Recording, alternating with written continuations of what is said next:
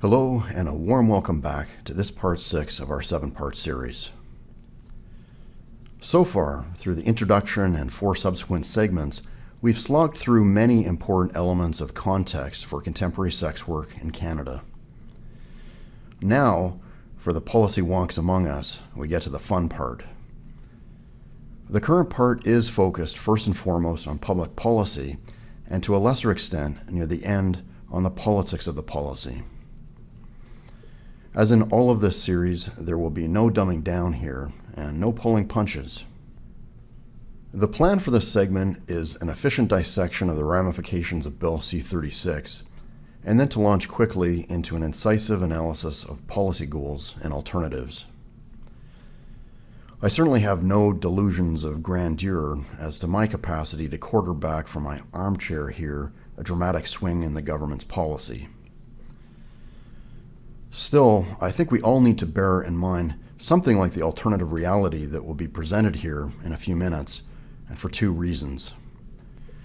First, over the years ahead, we will need to seek far more clever and rational policies than the one the government, in its infinite lack of imagination, has devised. And second, and more immediately important, we need to establish publicly now an outline of better alternatives, so that when it comes time to test the severe infringement of this legislation on Section 7 Charter Liberties and Freedoms, it will be immediately apparent that those infringements were grossly disproportionate given the obvious alternatives available to pursue the only legitimate objectives related to alleviating harm. This and the other trains of thought in this series will all converge at the terminus, Part 7, the next and final installment. But let's not get ahead of ourselves. We have an important and interesting discussion cut out for us right now. Let's summarize our analysis of BC-36 and contrast that to the alternatives. Bill C-36 in its current form will have an overwhelmingly negative impact in relation to its only legitimate objective being the health, safety, and welfare of adult sex workers. By banning classified display and banner online and print advertising, the proposed bill will undercut the central concern expressed by the Supreme Court in its recent judgment that sex workers have a viable option to work in safer environments. Careful consideration points to vastly preferable and much less intrusive policy alternatives. Encouragement of work environments that simultaneously improve both physical security and meaningful choice and consent for workers. Reduction of the information asymmetry between clients and workers by catalyzing a fresh approach to client identification and authentication. A national strategy through changes to the built environment to outmode drive-away sex work over 5 to 10 years. And finally, offering incentives and support for those at the margins of this field to retire. In Part 5, we proposed a multi-factor model providing the design for the gold standard research project that has never yet been undertaken. And perhaps a little optimistically, we took the liberty of assigning that as homework to any social scientists who might have stumbled upon that presentation. In case you didn't tune in for that, not yet, the model presents a number of purely hypothetical stressors of those engaged in sex work. As emphasized in the previous part, these were the result of a closed-door brainstorming session I conducted by myself. As such, they are absolutely hypothetical. To my knowledge, there is no specific data that would quantify the significance or the relative salience of these variables. That was indeed the whole point. Nevertheless, they are, I hope, reasonably broad, if not comprehensive, of what various folks might take to be the range of such stressors. So with that already on the table, it seems that there is nothing to lose by reusing that list here and engaging in an exercise of going through these one by one and considering the likely effect of Bill C-36 on each of them. The premise here, of course, is that our heart is in the right place and our central concern in any new policy is in improving the situation of those engaged in sex work. For each of the hypothetical stressors, we'll look at what, by and large, would tend to alleviate the stressor, what will be the dominant likely mechanism of effect of the proposed law, and so what, in summary, is the expected impact of Bill C-36. Let's get started. For the popularly supposed yuck factor arising from the sex itself in sex work, what would alleviate that stressor is sex workers exercising more discretion in selecting their clients and, over time, accumulating preferred regulars. But the likely effect of the proposed law is that clients, fearing prosecution, will disclose less information about themselves, so that there will be less for a sex worker to go by in choosing new clients, and it'll be more difficult to exchange the personal details necessary to collect favorite clients. So the impact of Bill C-36 on that item is a resounding negative. For victimization by abusive or violent clients and/or managers, what would alleviate that stressor is improved client profiling and screening, workplace standards and protections, police as allies, and improved commercial services. The likely effect of the proposed law is that the advertising ban on key forms such as Backpage for meeting and acquiring new clients will shift work back to less safe, dark public places such as streets in industrial parks. Much less information on clients will be available to sex workers for screening and to ensure vigilance. The impact there overwhelmingly negative. In terms of legal problems, what would alleviate the stressor is clearly legal normalization of the industry. In terms of the effects of the proposed law, clearly by criminalizing the client and to a much lesser extent than previously the sex worker, there will be impacts of this law that reduce that stressor. However, it needs to be noted that street workers are likely to be charged with greater vehemence by the police for working anywhere close to where children are, which would include the vast majority of places where they work today. And in addition, others may be subpoenaed, called to testify against clients and business partners. So we have to say that the impact on that particular item will be mixed. In terms of the infectious disease risks from the work, what mitigates that stressor is the ability to negotiate openly with clients up front to agree on sex that is 100% safe. But the effect of the proposed law will be that there will be generally reduced upfront communication and therefore the perennial risk of misaligned expectations, especially in less secure working environments. So the impact there is likely to be somewhat negative. In terms of low self-esteem and social status anxieties, what would alleviate that stressor is the erosion in our society of horror stigma and industry self-organization that might include awards and prestige for outstanding workers. But the impact of the proposed law, its subtext, the surrounding political discourse being conducted by the ruling party, the Government of Canada, is nothing less than the entrenchment of negative stereotypes, even though those ring absolutely hollow for those of us who personally know sex workers. So that's a big negative. I'll let you read through the remaining plausible stressors that are arrayed here, and let's move on.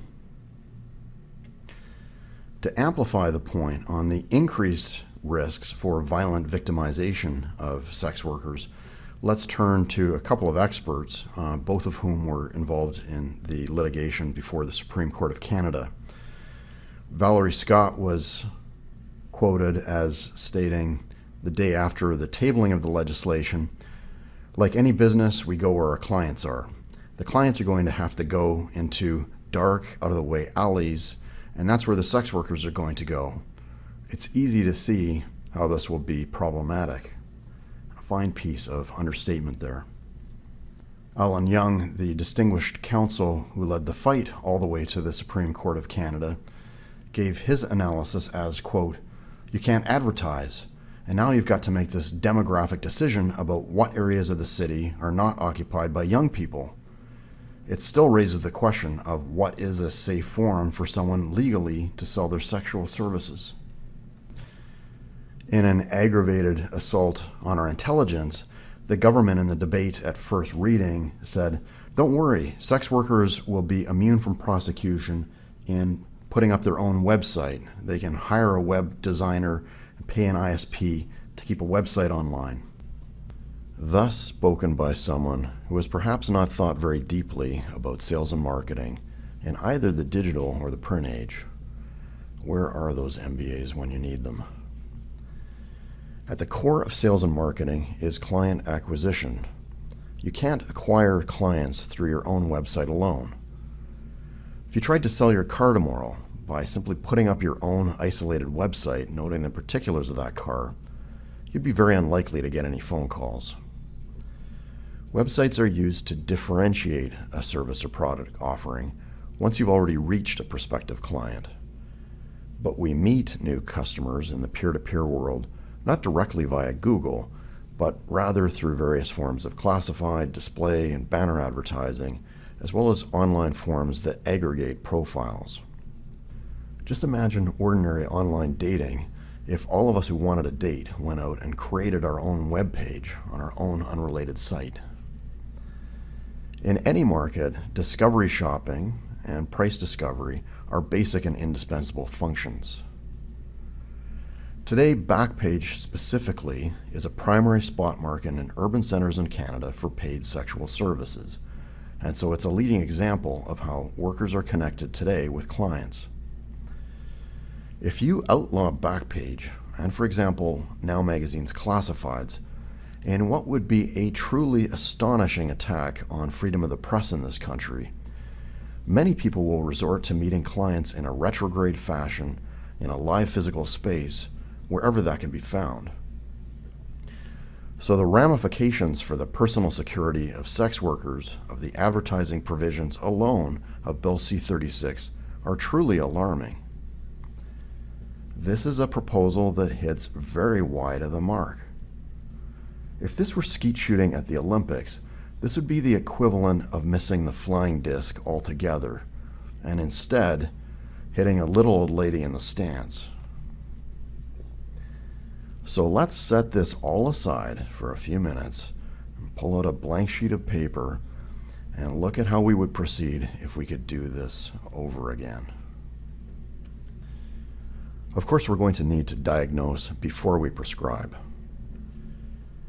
We've spoken repeatedly through this series about the importance of work environment, but let's simplify this concern now into two primary dimensions.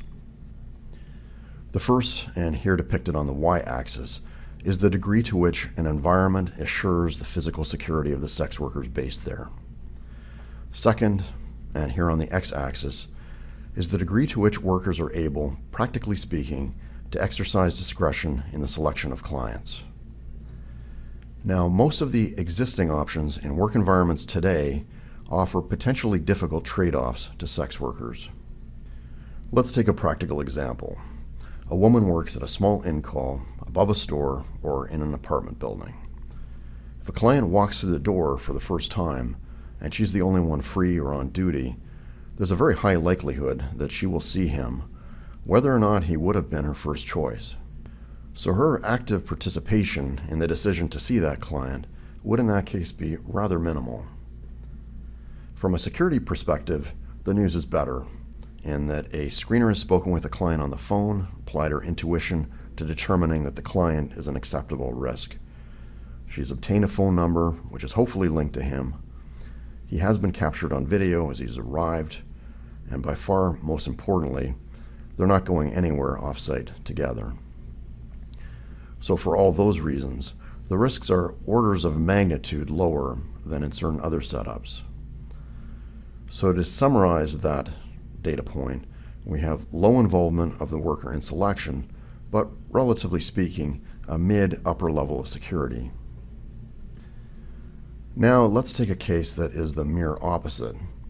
Let's say you have a stroll that is co-located with several short-stay hotels, and the women working there have a strict policy of only serving clients in those rooms.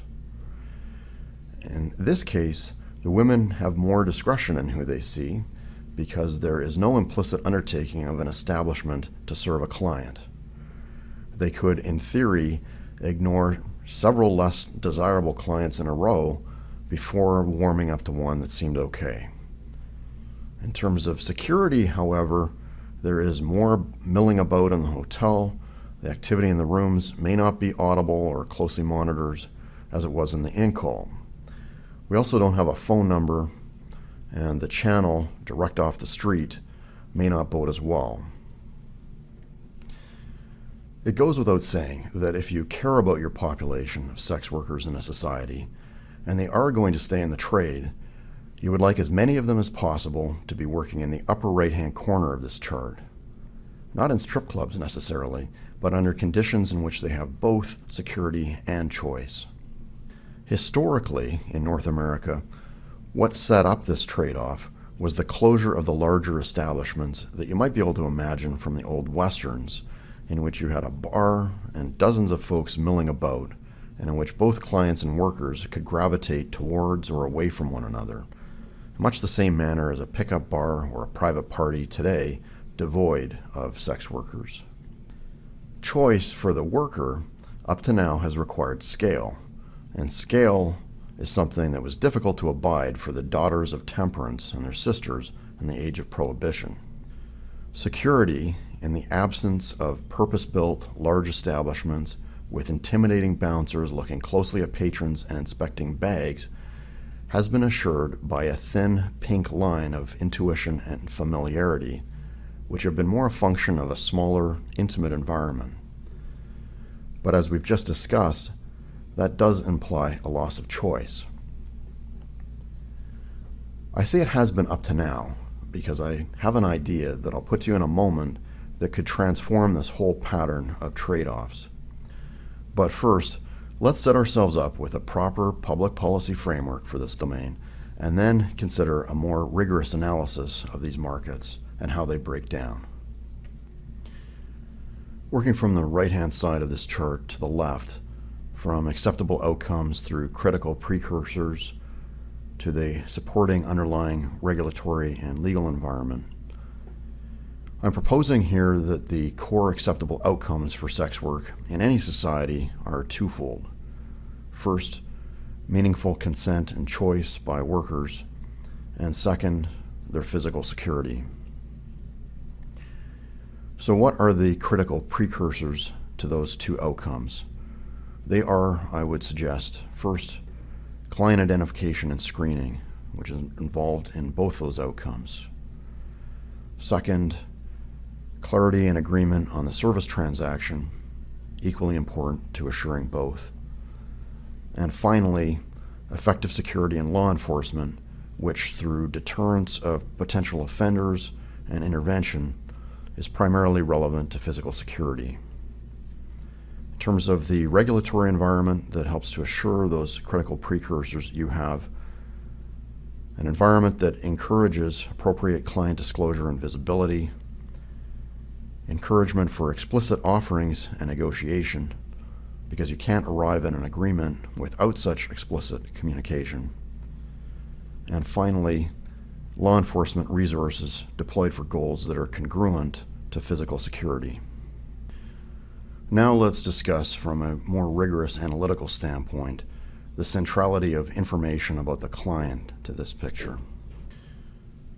One goal among several in our sexual lives, not just in casual sex or in paid sexual services, is to minimize regret. For parties to make conscious decisions in view of important information and therefore to come away with their overall welfare enhanced as much of the time as possible.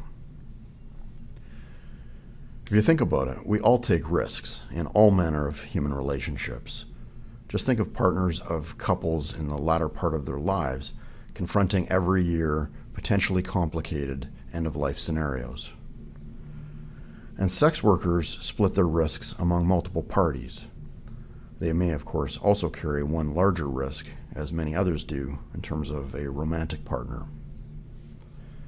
But in terms of their working life, Sex workers, it turns out, are effectively in the insurance business because they grant what is in effect a very short-term policy to each individual client.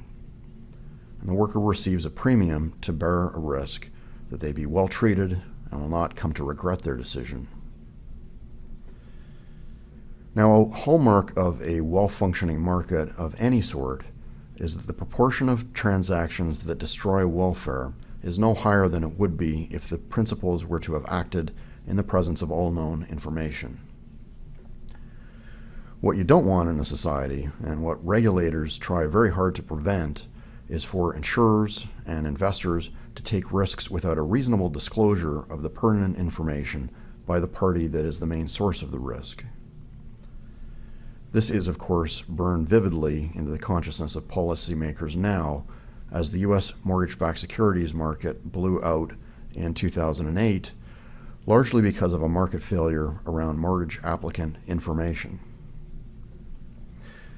And many of the structures we have in modern society, in our credit and lending systems, in our parole system, in our professional registrars, and in the human resources departments of the modern corporation, are all set up to take calculated risks on people in view of sufficient relevant information. And enhancing the access of sex workers to information about clients to minimize what economists call adverse client selection due to information asymmetries turns out to be precisely what is needed for the market in paid sexual services to function more smoothly. So far so good, if a little academic, but what do you do about all that? Well, it turns out that there's got to be an app for that. Literally. And in the interest of time, let's jump straight into the details of how this would work. First, the federal government would certify 2 bidding authentication providers who would jointly administer a client identity verification database on behalf of a neutral, nonprofit organization representing the industry. Base stored data on clients would include a photo, legal name, verified address, date of birth, known bad client flag, and associated telephone numbers. Client profile data would be selectively revealed to the sex worker upon entering a client-disclosed ID number in a mobile app that would also support cross-checking incoming phone number or license plate, displaying a clear photo upon arrival, which could be confirmed at the peephole or door, and informing the service with a single click of entry or of an emergency. Legislation would mandate a minimum required service fee premium, which would be a percentage added to the base fee for sexual services, for non-card holders, and that would grow over the course of the program implementation. Sex workers would be expected to adjust their fee schedules, both up and down, to be revenue neutral overall, but would eventually stop seeing clients without cards. The scheme would be funded entirely by service fees paid by cardholders and clients. A client could authorize the addition of additional pieces of third-party sourced or verified information in the hopes of impressing the ladies. For example, occupation, education, credit score, criminal record status, and thereby be given preferential treatment or simply admitted. Incentives such as free trips or charitable donations would be provided to sex workers to rate clients anonymously, perhaps on sobriety, hygiene, courtesy, and timeliness, in order to accumulate reputation data on clients, which would only be disclosed to other sex workers with a sufficiently large and diverse sample. If these technologies could be catalyzed and developed in Canada, my expectation is that they could then access a massive global market. This will assure the interest of qualified bidders. This could be a made-in-Canada Facebook 2.0 with a large enough captive user base to get going. None of this is a large stretch technologically. It reflects many of the most basic HR practices and systems of every large modern corporation, and also of professional registrars. Obviously, there's room also to improve the functioning of markets from the perspective of clients.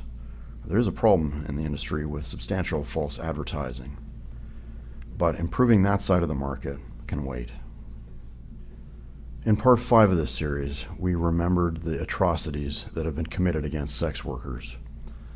Many of those were committed in the context of what I'll call drive-away sex work. So beyond, and in addition to the technology piece, we urgently need a realistic national strategy. More specifically, we need to immediately recognize the need to create a built urban environment in most centers in which drive-away sex work is outmoded. And I would propose on that basis a goal of reducing the estimated number of drive-away encounters between sex workers and their clients by 90% within 5 years and 99% within 10 years in Canada. We need entry-controlled physical marketplaces in which formerly street-based sex workers can meet and converse and work with clients. In light of the Canadian climate, in most cities, these should be indoors and in very close proximity to the most important strolls currently in use. They could be built along the lines of St. Lawrence Market in Toronto. Space within them could be partitioned into a variety of experimental formats, but perhaps laid out in part with racetracks akin to the layout of IKEA stores for the sake of enhancing the privacy of those passing through. Entry for clients would be restricted after a time to those with a new client card once this is established in the market, with applications processed on-site by vendor reps. On-site short-stay rooms would be operated by multiple vendors, for example 4 to 8 per site, who would bid against one another in a room tariff-based auction to award tenancy, and then would compete for business with one another on cleanliness, security, and differentiated amenities, and would be subject to public health inspection. Clipboard exit surveys collected by the marketplace would accumulate room vendor quality data, which would be displayed on a prominent scoreboard in the market. These marketplaces should be built with major grants from Infrastructure Canada, the new Building Canada Plan, and be funded primarily from incremental HST revenues from tourism. There is a third prong to this plan, and it's one that I hope will find very wide support and acceptance, and that is that voluntary exit strategies are needed now for unwell sex workers. No one should be doing this work as a daily survival strategy, working wounded, or as a desperate exchange. These cases are deeply troubling for all, and especially for clients who may effectively be complicit, wittingly or not, in the continued personal disintegration of these people. Continued participation by unwell folks at the margins damages the reputation and the prestige of the contemporary mainstream of an industry that has enormous potential to mature and to reduce suffering and enhance human health and well-being. So we need to create now strong positive economic incentives and programs to break the association at the margins among homelessness, substance abuse, mental health issues, and sex work. More specifically, we need to offer a hand up in the form of wage and housing subsidies and retraining programs to these folks in exchange for a monitored contract to withdraw from the industry. Let me propose a rule of thumb. If an individual's health and lifestyle would likely make her unsafe behind the wheel of a vehicle or otherwise unable to perform the duties of small package delivery for a courier company, then alternatives need to be presented. As an aside on this rule of thumb, I want to say that it is a very small percentage of women who I've met who would fail this test, perhaps somewhere in the 5% range. But for now, enough dreaming in color. Let's shift our conversation from policy to politics for a moment. Unlike Bill C-36, the three-point plan that we've just reviewed is actually aligned with the only legitimate policy goals, namely greatly reducing harm. And when you pause to contemplate the lack of likely support for the plan I've set out, you begin to glimpse the shrouded outlines of an ugly, even nefarious agenda underlying the government's proposal. Oh yeah, you say? Just what would that agenda be? Well, Simons points to one of the strongest latent motivations for the repeated attempted strangulation of sex work by society.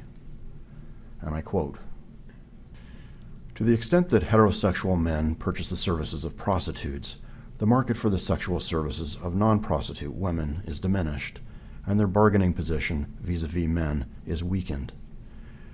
The payment of money and the payment of commitment are not psychologically equivalent, but they may be economically equivalent in the heterosexual marketplace.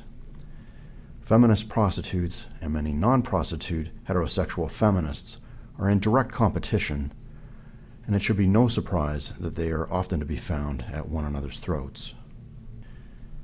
So the nefarious agenda would effectively be political collusion in restraint of fair competition and trade.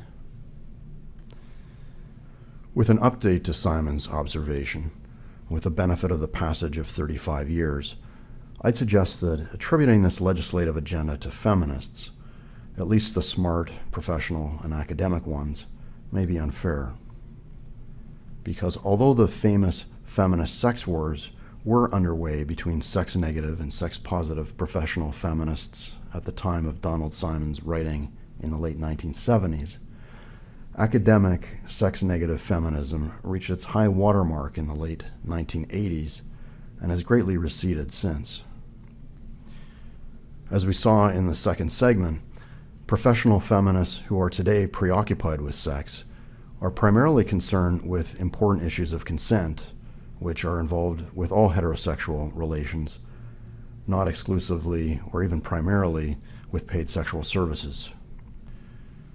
On closer examination, the current agenda is animated by a broad-based and only gradually receding moral populism that is directly analogous to the sociologically, politically, and ethically naive temperance movements of the late 19th and early 20th centuries, the same ones that propelled the disastrous policies of prohibition. Interestingly, the politics of the prohibition of alcohol overlapped somewhat with early legal crusades against brothels. In the same era, as Bernstein notes, quote, "In the United States, it was not until the progressive era in the early 20th century that a statutory definition of prostitution even existed." I want to say a couple of brief words to the clients, primarily men like myself, who will be one of the groups ill-served by this legislation. The war on paid sexual services might well be viewed as a poorly disguised attack on casual sex per se, one that's motivated by an anachronistic universal priority accorded by romantics and religious folk to coupling and shared domesticity. One is also inclined to see the proposed legislation as an ill-informed, disingenuous, and severely unethical crusade to bring promiscuous men to our knees. Of course, some of us can't help wondering, with the repression of our sexuality by the state in this fashion, what will become of the solitary, scientific, artistic, musical, and literary creators who, with support from their muses, have produced countless masterworks. Or to the roguish, masculine speakers of truth in the line of Rhett Butler of Gone with the Wind fame. And if we are cut down at the knees in this fashion, will we as men lose the courage to exit disastrous relationships with unsuitable partners with that character's firm and concise, "Frankly, my dear, I don't give a damn"? I really don't know. And yet, as easy as it is for clients to feel a deep personal sense of grievance at this proposed law, we must remember, given the life and death issues that are at stake here, this political battle must be fought not for us, but rather for the potentially vulnerable women who brighten our days and who are so badly served by this contemptible expression of society's disregard for the gifts they bring. So rather than getting in bun fights with the duplicitous and the ignorant, we need to focus our energies on defeating C-36 and then on advocating for the vastly better policy options available. Let's conclude. Bill C-36 is counterproductive in virtually every dimension of concern one might have for sex workers in our society. It is so different from a reasonable, simple, and just alternative policy, of which we've laid out just one example. On our three-point plan, we would first reduce information asymmetries in sex work by supporting a national system of client identification through a mandatory and enforced scheme of service fee premiums payable by clients lacking the new card. Second, we would declare a national strategy to reduce drive-away sex work by 95% within 5 years and 99% within 10 years by improvements to the designed built environment. And third, we would implement a generous policy of incentives for contracting with unwell sex workers to retire from the profession. And now I'd like to thank you for staying with me all the way to this point in this segment. As I hope you'll agree, this has been an interesting discussion. I do want to encourage you to join me for the one remaining segment, Part 7, which is by far the most important of all this series. In that final segment, we will examine the profoundly illiberal nature of Bill C-36 and the threat that it poses to our most fundamental liberties and freedoms.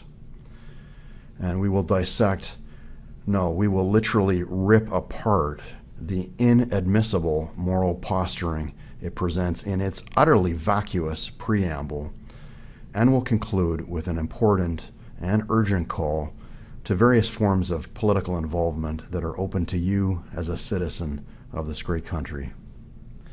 We'll see you then.